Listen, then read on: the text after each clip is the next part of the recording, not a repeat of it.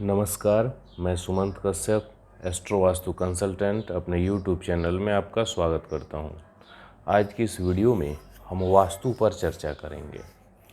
बहुत से लोग जो मुझसे कोर्स करते हैं या जो क्वेरी उनकी आती है कोर्स के रिगार्डिंग या फिर जो क्लाइंट्स भी हैं उनकी भी, तो लोग वास्तु के कई सारे वीडियोस देख रहे हैं यूट्यूब पे, कई सारे कोर्सेज भी चल रहे हैं, तो उसको लेके थोड़ी सी कन्फ्यूजन की स्थिति भी है कि क्या है नहीं है, कौन सा पद्धति सही है।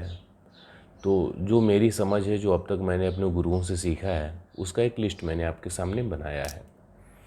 सबसे पहले एक नंबर में यहाँ देखेंगे वैदिक वास्तु। वैदिक वास्तु मैंने इसलिए नाम दिया हुआ है कि ये काफ़ी पहले से, सदियों से ये चला आ रहा है और घर के लिए वैदिक वास्तु का उपयोग होता था घर बनाने के लिए, जिसमें प्लॉट की ऊर्जा देखी जाती थी, ढलान देखी जाती थी। ढलान के आकार पर ही घर और जो प्लॉट था उसका नाम अलग अलग था, जिसमें मैंने कुछ नाम यहाँ पे लिखा है। गणविथि, नागविथि, गोविथि, यमविथि, ये सब सारी आती हैं। इसके आधार पे भी घर की प्रकृति देखी जाती है, उसके मिलने वाले फल को देखे जाते हैं, फिर आकृति उसका कैसा है घर का, फिर प्लॉट का और घर का भी, फिर उसका आकार, जो लंबाई चौड़ाई का अनुपात है, फिर यही जो लंबाई चौड़ाई का अनुपात है इसी के द्वारा अयादी सूत्र का भी प्रयोग किया जाता है प्रत्येक कमरे के लिए। फिर जो भी आप किचन बना रहे हैं, आपका बेडरूम है, जो पूजा घर है, सबके लिए अयादी सूत्र लगे हुए हैं। फिर जो भार और वजन का है घर में, और प्लॉट के ढलान के अनुसार भी, तो प्लॉट में तो हम ढलान से देख लेते हैं, लेकिन घर में इसको भी देखना होता है। तो ये वैदिक वास्तु के कुछ मुख्य सूत्र हैं जिसको आपको घर बनाने के समय ध्यान रखना होता है। इसके बाद पंचतत्व। पंचतत्व क्यों आया? पंचतत्व जैसे जब ये विकास हुआ, जब घर बनने लगे, शहरीकरण होने लगा, अलग अलग कलर्स का प्रयोग होने लगा, लगभग 65,000 से ज़्यादा कलर कॉम्बिनेशंस का प्रयोग किया जाता है। फिर जो फ्लैट कल्चर आ गया, 1 BHK 2 BHK में ही सब कुछ होने लगा, तो यहाँ 5 एलिमेंट काफ़ी इंपॉर्टेंट रोल प्ले करने लगा। फिर 16 दिशाएं, जो वैदिक वास्तु में 8 दिशाएं का ही प्रयोग किया जाता था। वैसे 16 दिशाएं कॉन्सेप्ट वैदिक वास्तु का ही है, पुराना कॉन्सेप्ट ही है, लेकिन पहले लोग 8 दिशाओं पे ही काम करते थे। ये 16 दिशाएं अब प्रयोग हो रहा है। फिर 32 एंट्रेंस, जो दरवाजे हैं उसका क्या रोल होता है, इफ़ेक्ट होता है, ये सारी चीज़ें आपको मिलेंगी। यहाँ पे आप देखें तो मैं आपको दिखा दूँ, ये चक्र है, इसमें आप देखेंगे जो N1 N2 ये ऊपर लिखा हुआ है, N3 N4 N5, ये सभी दरवाजे हैं। तो ये जो मैप बनता है घर का, तो फिर हम ये देखते हैं कि ये दरवाजे जो आपके घर में जो मेन गेट है उसका क्या इफ़ेक्ट आ रहा है। पंचतत्व की जो हम बात करें तो ये जो चक्र है आपने देखा होगा, जो इसका हम यूज़ करते हैं, अलग अलग कलर्स इसमें दिए हुए हैं, तो यहाँ ऊपर में भी अलग आप कलर्स देखेंगे। तो ये पंच तत्व के अकॉर्डिंग काम होता है, 5 एलिमेंट्स पे बेस्ड है, और इसी में दिशाएं भी आपको दिख जाएंगी। यहाँ ये नॉर्थ है, ये नॉर्थ ईस्ट है, ये नॉर्थ ईस्ट है, ऐसे 16 दिशाएं हैं। फिर हम बात करें इनर्जी वास्तु की। ये इनर्जी वास्तु का कॉन्सेप्ट ये अलग नहीं है, यानी इसको आप अलग करके नहीं देख सकते कि हमने इनर्जी वास्तु सीख लिया तो फिर काम हो गया। इनर्जी वास्तु का काम है, ये वैदिक वास्तु के साथ साथ जो 5 एलिमेंट और 16 जोन्स हैं, इन सब के साथ मैं अभी आपको एक मैप दिखाऊंगा जहाँ पे मैंने इनर्जी वास्तु पे ही काम किया।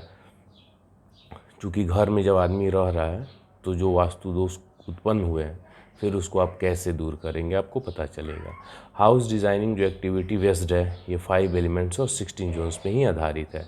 3D रेमेडी जो आपके डिज़ायर मैनिफेस्टेशन के लिए यूज किया जाता है, ये भी 5 एलिमेंट और 16 जोन्स पे ही आधारित है। 8वें नंबर पे आपको मिलेगा 45 एनर्जी फील्ड। ये जो 45 देवता हैं जिसको कुंडली के द्वारा आप कनेक्ट करके यूज करें, तो ये क्या काम करता है, टू स्ट्रेंथन योर कुंडली। आपकी कुंडली में जो योग बन रहे हैं उसको स्ट्रेंथ देने का काम करता है। और फिर अगला स्टेप होता है एडवांस एस्ट्रो वास्तु। ये दोनों तो अलग हो जाते हैं, इसमें चूँकि कुंडली का रोल होता है, तो ये अलग है, इनका अलग अपना पूरा कॉन्सेप्ट है। लेकिन यहाँ तक पहले जो मैंने इसको बताया, ये मैं आपको यहाँ समझा रहा हूँ। ये जो फ्लैट है, फ्लैट्स में आप देखेंगे जैसे ये हिस्सा है, फिर यहाँ ये हिस्सा है, जैसे ये कट हो गया, ये इतना एक्सटेंडेड हो गया, फिर यहाँ पे ये देखिए ये कट हो गया। तो ऐसे सारे फ्लैट्स में आपको मिलेंगे। तो जब भी ये आकार डिस्टर्ब होता है तो कुंडली के हिसाब से भी देखें तो मंगल खराब हो जाता है और फ्लैट में तो आप कुछ कर नहीं सकते। तो इस स्थिति में इसकी आकृति को ये वैदिक वास्तु के थ्रू ही इसके शेप को आप सही कर सकते हैं। अब ये मत सोचिएगा कि फ्लैट है तो इसमें वैदिक वास्तु कैसे काम करेगी, वैदिक वास्तु का ही यूज करना होगा। यहाँ पे दूसरे मैप को आप देखिए, ये जो मैप है ये 16 जोन्स पे आधारित है। यहाँ पे आप सभी जोन का नाम भी देख रहे हैं, नॉर्थ है, नॉर्थ ईस्ट है, नॉर्थ ईस्ट है, EN है, ये सारे हैं। इसमें क्या होगा, ये 5 एलिमेंट और 16 जोन्स के आधार पे जो, जैसे यहाँ पे टॉयलेट है, यहाँ पे वेस्ट नॉर्थ वेस्ट में जो किचन है, तो फिर इसके थ्रू क्या जो रेमेडीज़ बनती है इसको हम लेते हैं 5 एलिमेंट्स में, 5 एलिमेंट्स और 16 जोन्स के थ्रू ये काम होता है।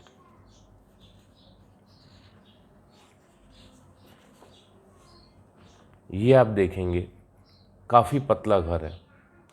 इसमें आप सिर्फ ये सोचें, जो एडवांस वास्तु यानी 5 एलिमेंट्स और 16 जोन्स का कोर्स किए हुए जो लोग हैं, कि सिर्फ हम उससे इसका रिज़ल्ट ले लें तो ये नहीं ले सकते हैं। ये साउथ फेसिंग है और इसमें कमर्शियल और रेजिडेंशियल, नीचे वाले फ्लोर पे कमर्शियल है, दुकानें बनी हुई हैं, और ऊपर वाले फ्लोर पे ये खुद रहते हैं। आपको अलग अलग वीडियोस मिल जाएगा जिसमें मैं हर एक ये सब मैप्स को एक्सप्लेन मैं करूँगा कि कैसे क्या मैंने इस पर रेमेडी किया है, लेकिन यहाँ मैं बता रहा हूँ।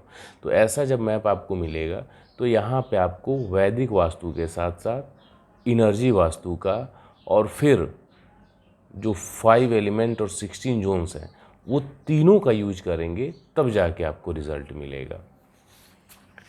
ये देखिए, ये एक ऐसा जो मैंने बनाया है, कोई मैप नहीं, ऐसे ही घर का है, और उसमें भी आप देखेंगे तो ये जिनके यहाँ मैं गया था काम करने के लिए, ये जो 3 नंबर मैंने लिखा हुआ है 333, ये एक्चुअल में क्या है कि इस घर में 3 भाई रहते हैं। तो वहीं मैंने जो उनके अपने हिस्से मिले हुए हैं, इस घर में संयुक्त परिवार है लेकिन उनका आपसी बंटवारा हो गया, घर एक ही है। तो जो 1 नंबर भाई हैं उनका ये रूम और ये रूम है, फिर दूसरी जगह फिर साइड में उनको एक मिला हुआ है, इसलिए यहाँ इनका 2 दिखेगा। जो 2 नंबर भाई हैं उनका ये है, फिर ये है, फिर यहाँ है, और 3 नंबर वाले का ये फिर ये वाला हिस्सा है। फिर इधर से आगे गेट होके फिर इधर जा रहा है, शेड गिरा हुआ है, किचन वगैरह इधर है, कल है, टॉयलेट है, इस तरह से सब है। तो मुझे ये 3 नंबर वाले भाई ने, इन्होंने मुझे बुलाया था अपने वास्तु करने का।